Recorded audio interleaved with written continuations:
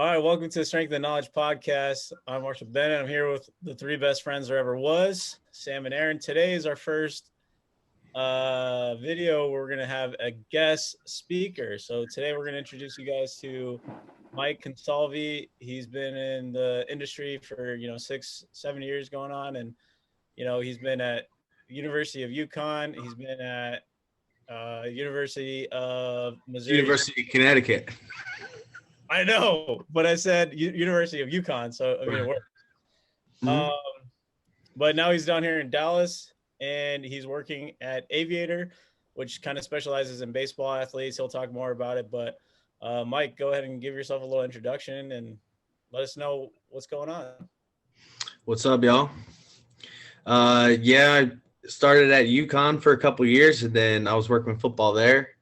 Did GA at Missouri State, working with football for a couple of years. And then, hey, Aaron, weren't you at SIU or somewhere? I was, Southern Illinois, yes. Well, I wonder if we were there when we played each other when I was at Missouri State. I don't know. I was there for 2 years. I was there from 18 to 2020, I guess. I would have left. Okay. Right before the pandemic, I left. Oh, okay. I was 17 to 19. I think, or so I did 18, 19 maybe. I don't know. But, and then after I got finished with that, I came down here to work at a sports performance facility in Frisco, Texas. That's where I met Marshall. That's where we became buds at. And then did that for about a year and a half, and now I work for another company, a small company, and we train mostly youth athletes, mostly baseball athletes. So it's a little bit different population than what I'm used to, but still a lot to learn from that. And then obviously working with baseball, it's mostly baseball because we're located inside of a couple baseball facilities. So working with baseball is different too. It's a very specific sport, so it's very interesting working with them. So just learning a lot working with kids and working with baseball players. Another little backstory to you, Mike, too, is you compete in Olympic weightlifting, obviously, and talk about that a little bit. And I mean, the big what? Did you say something, Mike? Oh, it was Aaron. Okay, good to know. Talk a little bit about the Olympic weightlifting that you do, and the big question of that is like, how does that kind of influence the way that you program with the athletes that you have today and stuff like that? Yeah. So, I don't know, I started doing that maybe almost 3 years ago, probably 2.5, 3 years ago. Now I was at Missouri State. My coach there, he used to be an Olympic weightlifter. And I'd always done cleans and stuff, but I had never gone overhead with anything really. So he actually had bet me one time. I've always been pretty strong, and he bet me that I couldn't snatch 200 pounds. And I was like, sure I can. That's pretty light. I could do anything with 200 pounds. And then I couldn't snatch 200 pounds. And I was like, man, that was tougher than I thought. I need to learn how to do that. And I had seen it done and tried it a couple times. Probably looked terrible. I didn't really know what I was doing. So after I couldn't do that, I wanted to learn how to do it and get better at it. And it's super technical. So you really got to learn how to do it. And I kind of got addicted to it, and that's how I got into it. And then went to a like an Olympic weightlifting gym out there in Missouri. I was kind of just teaching myself at the beginning. I was using an old program that somebody had gave me, and I didn't really know what I was doing, and I was going through the program and kind of just trying to teach myself. Looking back at the videos, they're pretty bad, but that was kind of like where I started. And then I met someone that knew a coach out there in Missouri, and that guy used to go let us lift at his little gym for free. So I started doing that. And then when I moved down here to Texas, I went to, found a coach in an Olympic weightlifting gym. So it's pretty much all I do now as far as training. I only do Olympic stuff. I haven't even benched in like a couple years.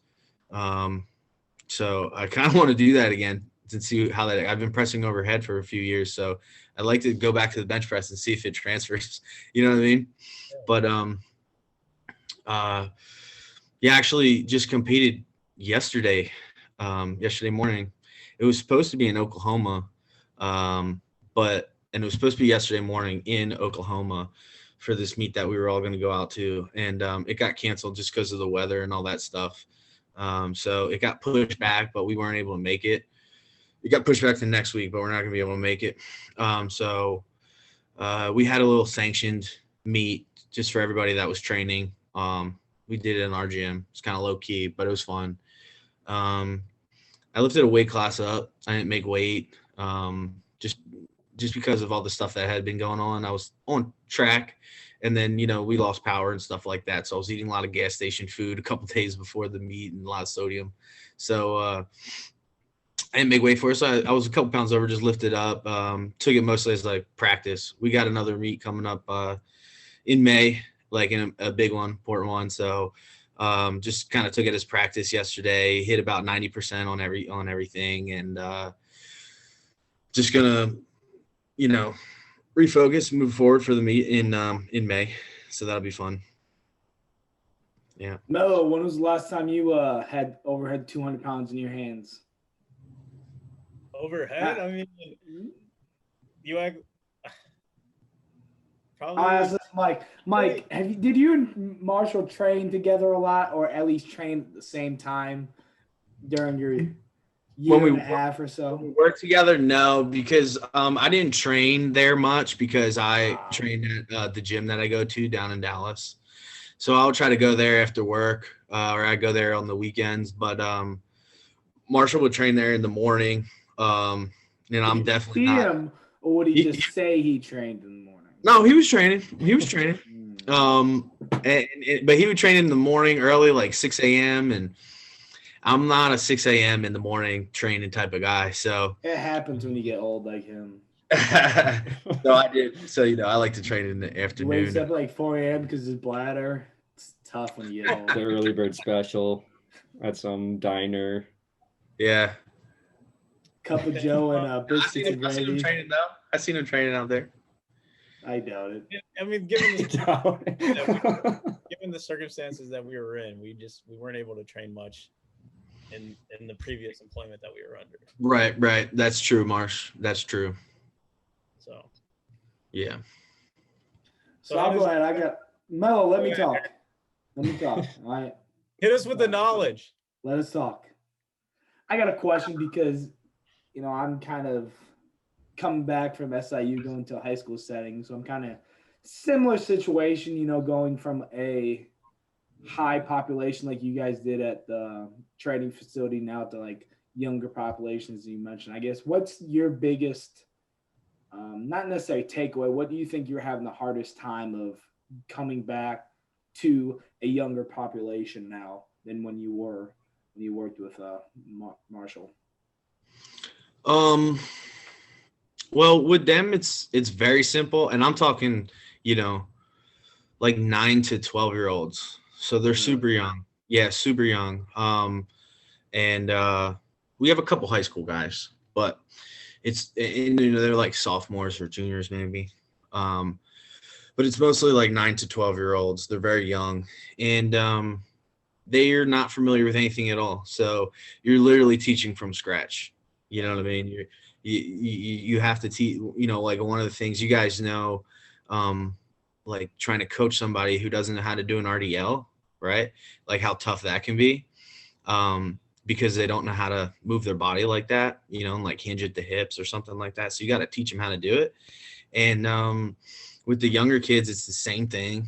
And it's really with everybody, because none of them can do it, because none of them have really done that before. Then you get a handful that are really good visual learners. And I can kind of demo it for them. And after a few of them, they pick them up. But then there's other guys, you're working on it for, weeks and weeks and weeks. And they it's very slow progress. So you have to be really patient with the really young kids. And even if you're trying to do like a squat or something like that, just trying to figure out how to communicate it to them, because they're so young. So you can't, sometimes you say, move your hips back, and they don't know what their hips are. You know what I mean? Or they don't know how to move at their hips. They don't know what I mean, even though that sounds very simple for us. It's like trying to figure out ways to super simplify things just to get them to be able to do these movements. You know what I mean? So that's probably the biggest thing, is figuring out a way to communicate with them, with young kids, because like I say, they don't know what, they don't know how to posteriorly or anteriorly shift their pelvis. That sounds like Chinese to them. You know what I mean? They just want to talk about Fortnite like Marshall. That's why he's a little kid. I know, yeah. Yeah. Unfortunately, I don't play Fortnite. You know, I play a lot of other video games if they want to talk about that, but I don't have much experience with Fortnite. But yeah, like I said, just communicating with them, trying to figure out how to communicate that stuff to them is the biggest part. So with the younger kids, with like 9 to 12, you said, is it like a lot of body weight, kind of like movement quality stuff, or do you also like add a little bit of resistance onto it and get like maybe a bar or some dumbbells or something into their hands? right. Well, it depends. I kind of have like a idea of a standard that I want them to do. So say, okay, I want you to be able to do a squat, right? Here, go ahead, do a squat. And then I see them do it. If they can do it, then that's awesome. And we can start there, and then we can progress. If they can't do it, then I have to figure out a way to progress them to there. So everybody starts at, you know, a different, everybody has like a different starting point for these things. Some kids can hinge when I show them. So awesome.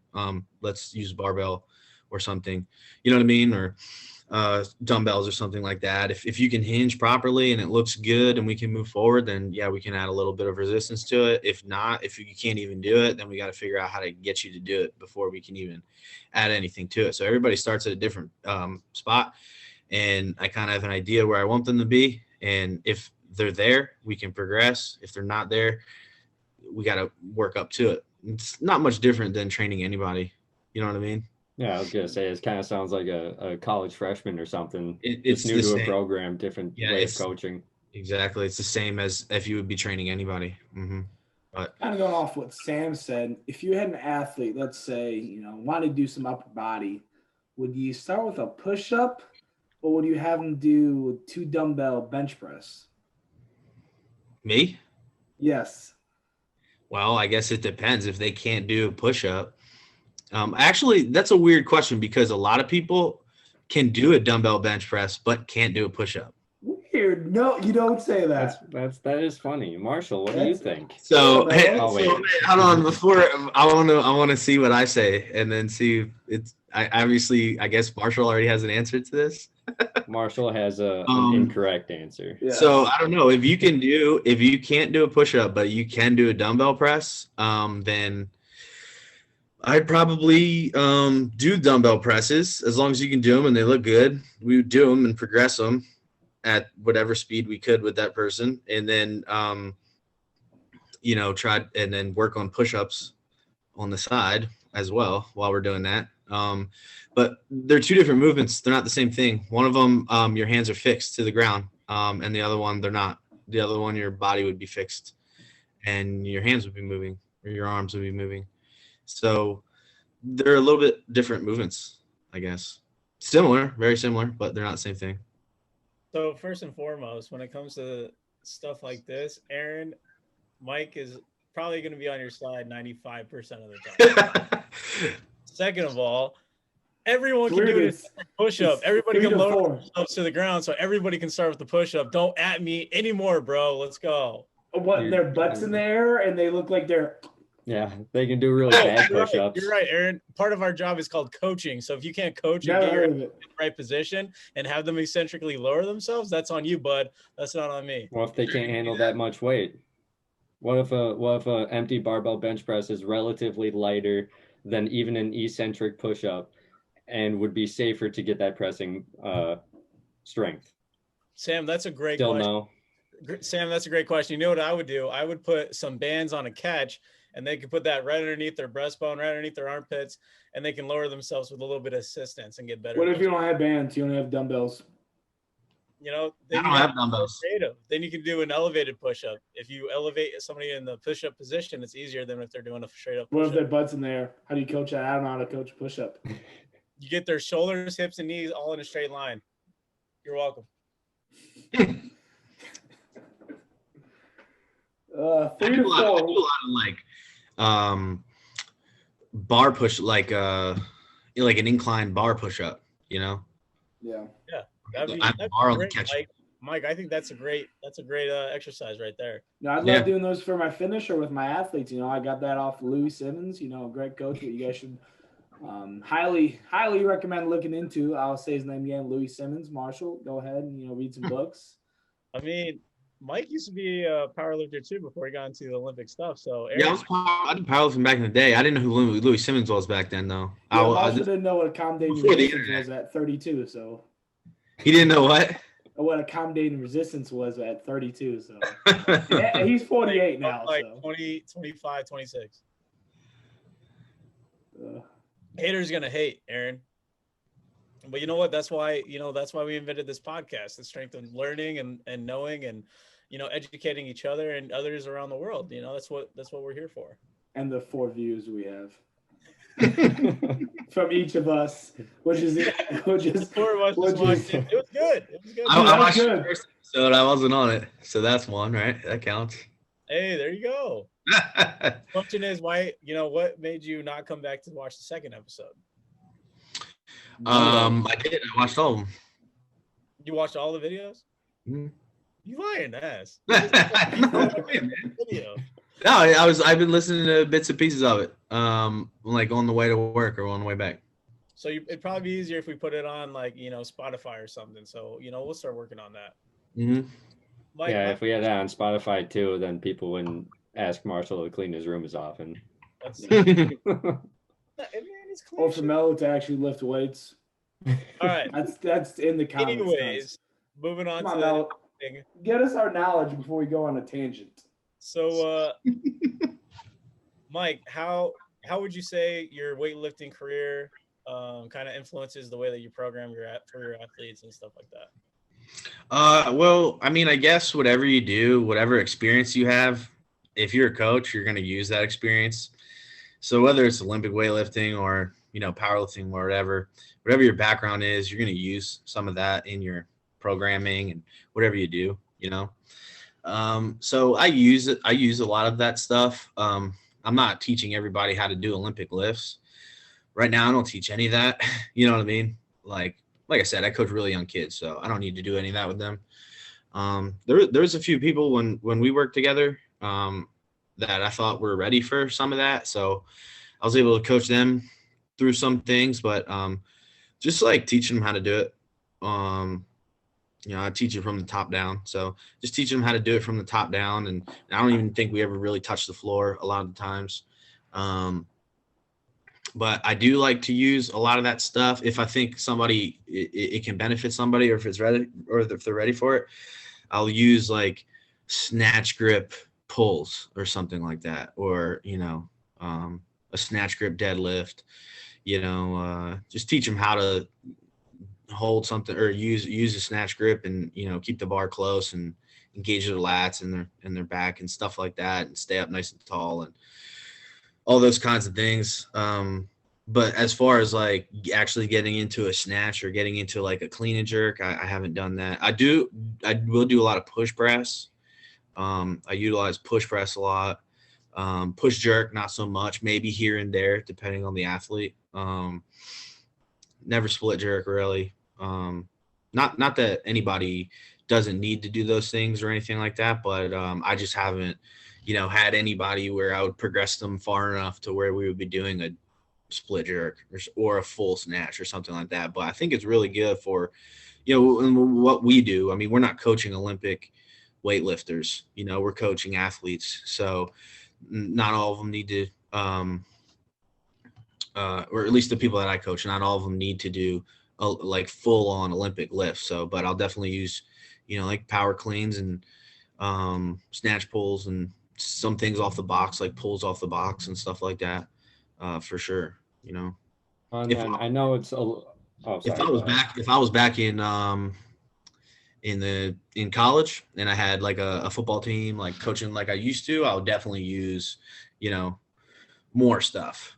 But with the younger population, I don't need to do that. But I would, if I was, I would probably do some full cleans. I would do power cleans. I would do a lot of pulls off the boxes. There's a lot of collegiate strength coaches I like out there that do a lot of that Olympic stuff and incorporate that into their program, and I really dig it. So I think it's really beneficial for athletes, any athlete, just because you're moving really fast, and you're putting a lot of force through the ground. So I don't think there's anybody that if it's coached properly and is done properly, I don't think there's many athletes that wouldn't benefit from it.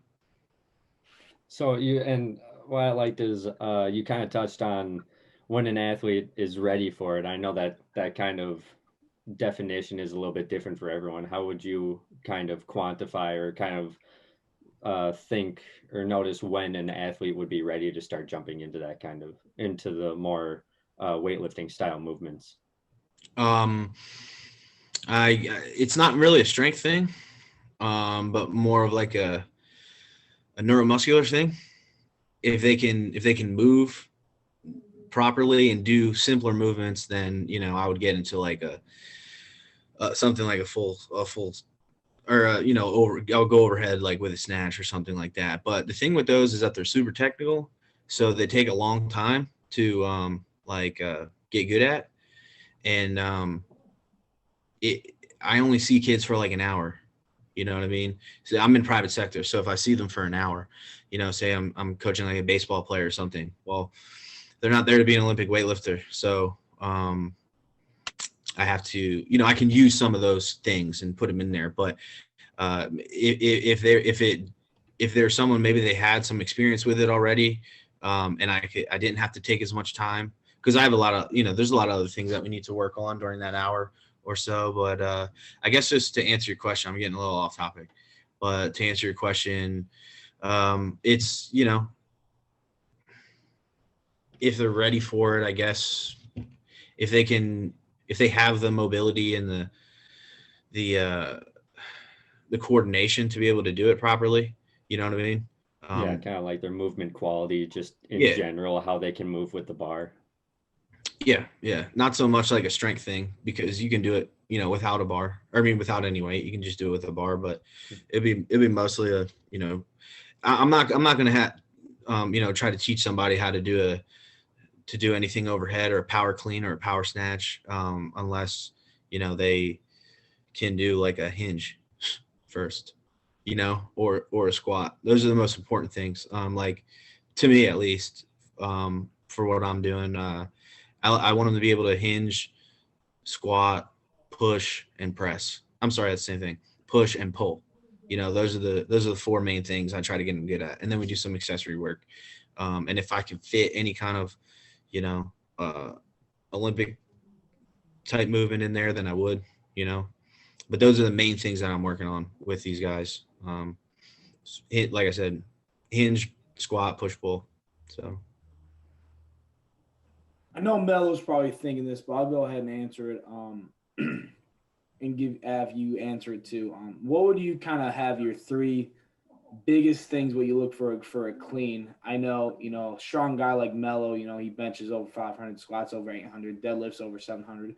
So he has that little like different view when it comes to those power lifts, because he's be able to have that experience under the bar. Now with your experience of Olympic lifting, is there something what has changed since you started going Olympic lift, what you might look for now, or what are the three, like, when I coach my things, I just say push their feet in the floor, punch those elbows through, are kind of two simple cues I use. But what do you look for when you're having an athlete doing an Olympic variation? So I guess the main thing would be staying over the bar, right? So I want to keep my shoulders over the bar. I don't want to be too far and forward, and I don't want to be too far behind. Because, the main thing is just making sure that bar travels up in a straight line. So the bar travels up, and then you need to move around it. And if you're too far forward or if you're too far behind, then you're not going to be able to catch it properly. You know what I mean? That bar is going to go off its path. And, when the weight's lighter, you can muscle through it. But when the weight gets heavier, you can't. There's less room for error. But a lot of things, So you have to stay over the bar, and then obviously you have to have a really strong core and be able to brace it and stay up nice and tall when you're catching it or when you're pulling it. You know what I mean? So staying upright is a big thing. And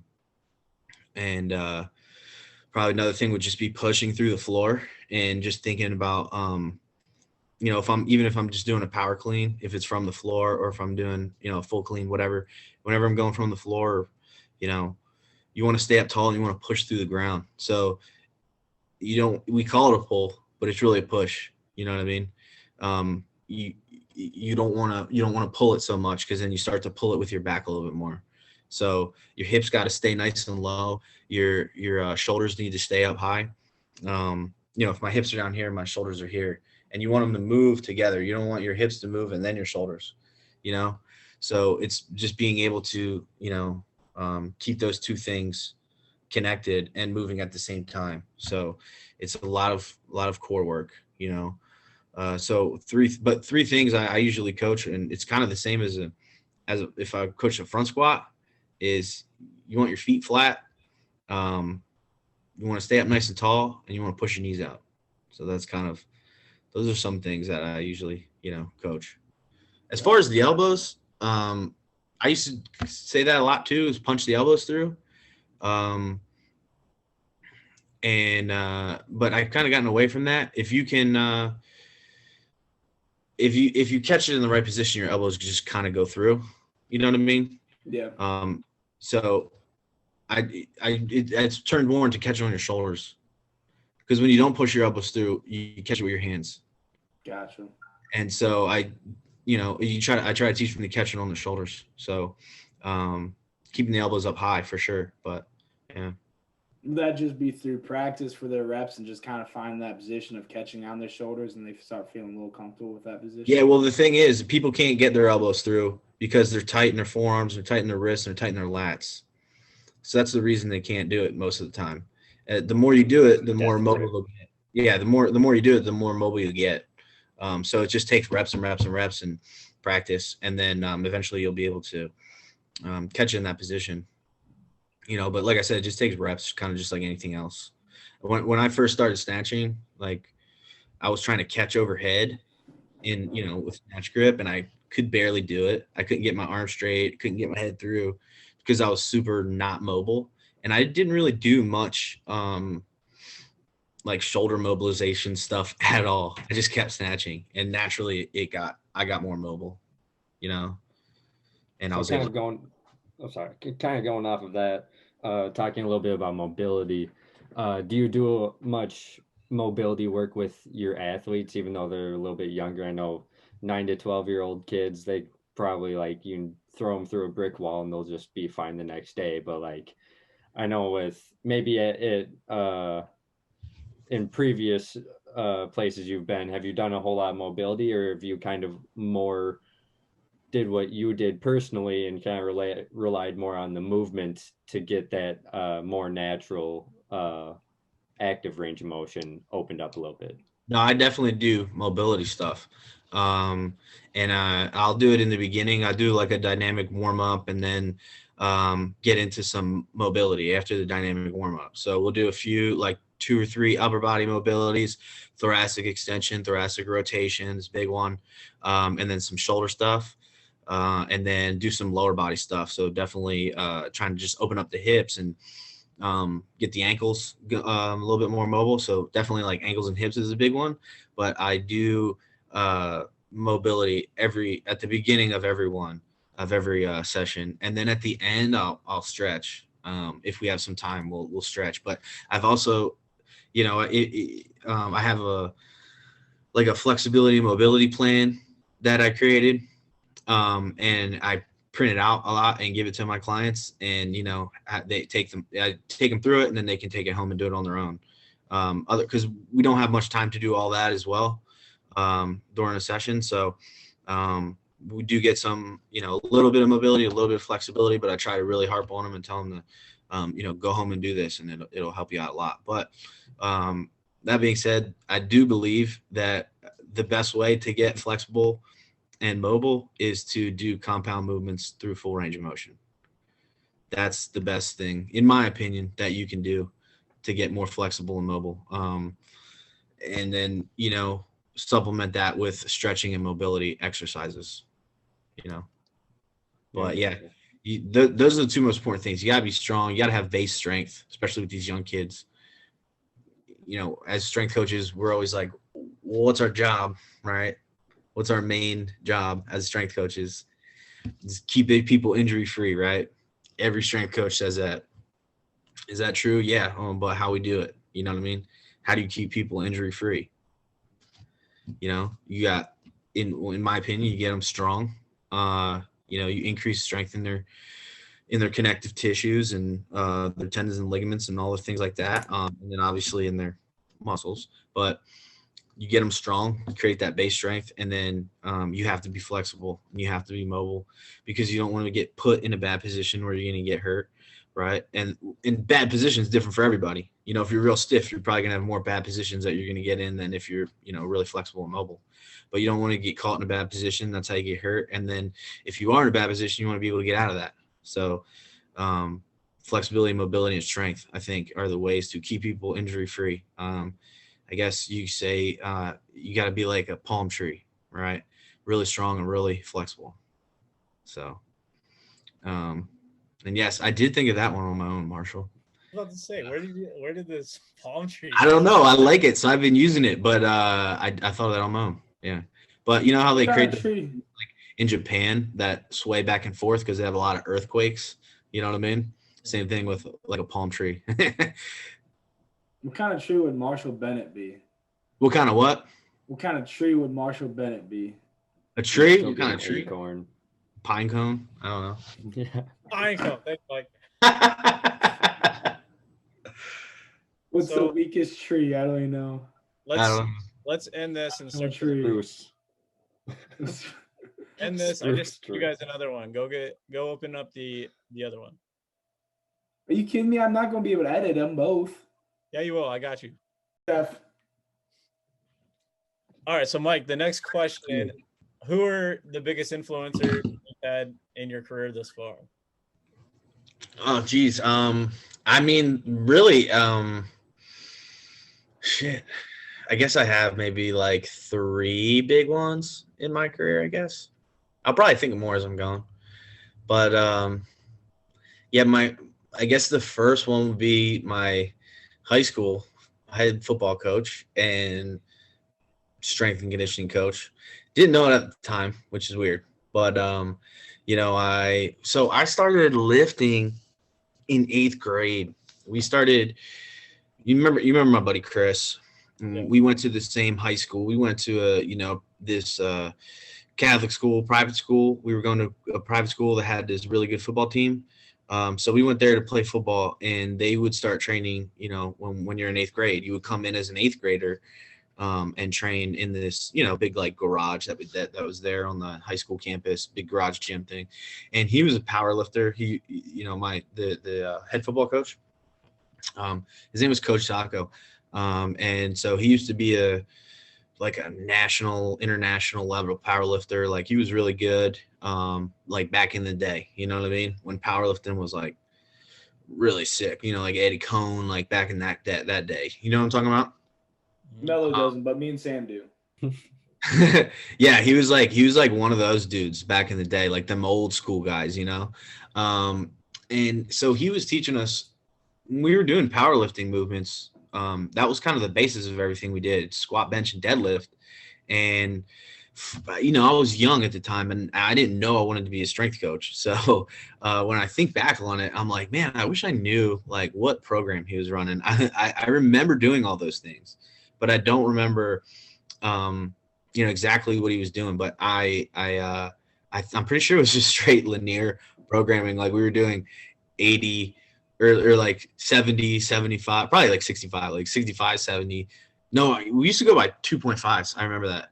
So it'd be like, like 70 one week, and then 72.5, and then 75, and then 78.5, and then, whatever, all the way up to like 95. And then one week we would max out. We would max out like every 8 weeks. I remember maxing out every 8 weeks. And so anyway, everybody on the team was powerlifting on this football team. We had some really strong kids on our high school football team. And it was funny because it was normal to me because that's just what I did there. And it was kind of run like a college weight room where, you know, if you miss a couple lifts, like we had lift after school, and if you miss a couple lifts, like you're out, you know? So it was pretty cool. And we had a powerlifting team, obviously, and everybody on the powerlifting team was also football players. So for the most part, but that really helped me build a really strong base as a high school kid, you know, and I was pretty strong. I used to lift in 181 on the powerlifting team at you know, in high school, and I squatted, you know, 500 and benched like 330 and deadlifted a little bit over 500. So I was pretty strong, and it helped me build a really strong base when I was young. And what I didn't realize, you know, because that's all I knew, was that when you go into college, and I found this out, you know, later as a collegiate strength coach, is that not everybody has a high school strength program. You know what I mean? They come in there and they've never done anything before. They've done very little, and they haven't had a coach. So I was really lucky, I guess. Like I said, at the time, I didn't know I wanted to be a strength coach or get into like any kind of coaching or training. So I was just, you know, doing it because I liked it and doing it for football. Just doing it because I was pretty good at it, but I had no idea it was like setting me up for my future. So now looking back on it, I'd probably have to, you know, thank Coach Sacco for doing that, and setting me up for, you know, the rest of my life. I probably wouldn't be in Texas if it wasn't for Coach Sacco teaching me how to lift. When you think about it, you know, it's just like the domino effect. One thing leads to the next and the next and the next. And now all of a sudden I'm here in Texas, but it's all because Coach Sacco, you know, helped us build a really strong foundation. And I kind of fell in love with it back then. So, and then Coach Sacco, or I already said Coach Sacco, Coach Bayless from UConn, he was a big one. He's a strength coach over at Notre Dame for their football team right now. But when I was trying to get into collegiate, this is post-grad, you know, I had a bachelor's degree in exercise science, and I was doing some personal training and stuff, and I just knew I wanted to do more than that, and I wanted to get into collegiate coaching. I didn't know how to do it. I had a buddy that had done an internship at like Purdue or something, and he kind of directed me like to, okay, this is where you go to find these internships. So I know I filled out an application to be an intern everywhere in the country. And I was just like, I guess, you know, I don't have any experience in collegiate football. You guys know how it is, you know, with interns. I had zero experience in college football. Did some powerlifting, did some personal training. That's about it. Never done any real coaching or anything like that. One of the schools I applied to, I remember, was Wyoming, and Wyoming turned me down. That sucks for them. But so I got elite coaches at Wyoming. I got turned down by a lot of people like, oh, you don't have experience. And I'm like, well, how am I supposed to get into this and get some experience if I don't have experience? You know what I mean? And then Coach Bayless at UConn, he called me, and he was like, yeah, you want to come up here for an interview, like an in-person interview. So I went up there. I drove up to Connecticut from South Jersey and did an in-person interview with him. It was like 30 minutes long, and then I left and drove back to New Jersey. It was like a 6-hour drive.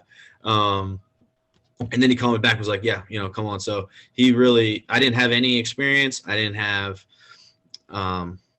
you know, I was just really raw and green. And he kind of gave me that opportunity when nobody else would, and helped me get my foot in the door. And then I obviously learned a ton from him when I was there. And then he hired me on eventually after like a year and a half. He hired me on as an assistant, paid intern, but you know, there was only a couple of us there. So I was, got a lot of good experience working with him there. And then obviously Coach Lang from Missouri State really helped me out a lot. And he helped me out because I was looking for a GA. I was at UConn, and I was a paid intern for a long time, and I wanted to take the next step and be an assistant somewhere. But It's hard to get a job to go from paid intern to assistant. I knew that I had to get that GA spot and get that master's degree to be able to do that. And I was applying everywhere. You guys know how it is. I'm applying everywhere, not hearing back from anybody. So just getting really discouraged. And then finally he came through and he gave me that opportunity. So went to Missouri State.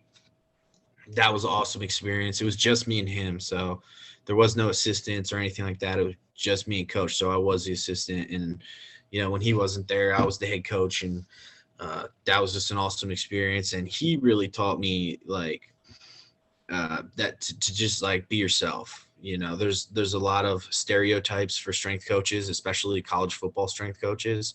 There's a lot of different stereotypes or you need to be this way as a strength coach, or you need to be that way. And he kind of taught me that, just be yourself. And that's and he never said that, you know what I mean? He never said just be yourself, but he taught me that without saying that. So I was able to just kind of relax and figure out my way of coaching people instead of trying to fit the mold of whatever staff that I'm working for, or fit the mold of what I think a strength coach is supposed to do or supposed to, sound like or supposed to say. You just do it your way. So that helped me out a whole lot and made me feel a lot more comfortable in my own skin. And then when I felt more comfortable, then I felt like I was able to relate to the players better, and the players knew who I was, and I wasn't just like a robot. And it helped me to build relationships with them, and then helped me to build trust with them. And then I was able to communicate better with them, and it made me a better coach. So that's one thing I really am grateful for from Coach Lang, is him just teaching me that it's okay to just be yourself. You know what I mean? And do it. It's okay to coach how you want to coach and do it your way. And I'll probably take that with me for the rest of my life. No matter where I'm at, I'm going to do it the way that I do it, because that's the only way that I can do it. You know what I mean? I can try to do it another way and it'll be good, but it won't be as good if I just do it my way and, just be myself. So, yeah. So those are probably three. Coach Sacco for getting me into it in the first place. Coach Bayless for helping me get my foot in the door, and then Coach Lang for just teaching me, how to do it on your own.